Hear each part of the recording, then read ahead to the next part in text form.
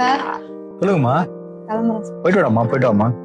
தினமா carry பேக்ல குழந்தைங்க உயிரை கொடுத்து வளர்க்குறீங்க. ஜாக்கிரதாம்மா, போயிட்டு வாடாம்மா. அம்மா சாமி ஒரு நிமிஷம்டா. உங்களுக்கு ஒரு நுட்பமான ஒரு சின்ன செய்தி சொல்றேன், உள் வாங்கிக்கிங்களா?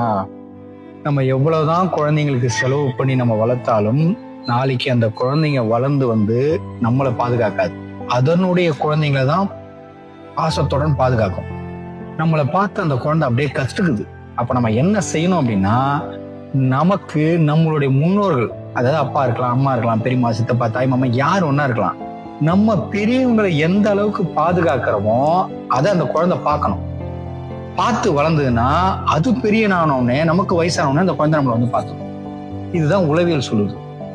ஸோ நம்ம வெறும் பணமா கொடுத்து செல்லம் கொடுத்து வளர்ந்துட்டா அந்த குழந்தை நம்மளை பாதுகாக்க நினைச்சீங்கன்னா ஏமாற்றம் தான் மிஞ்சும்.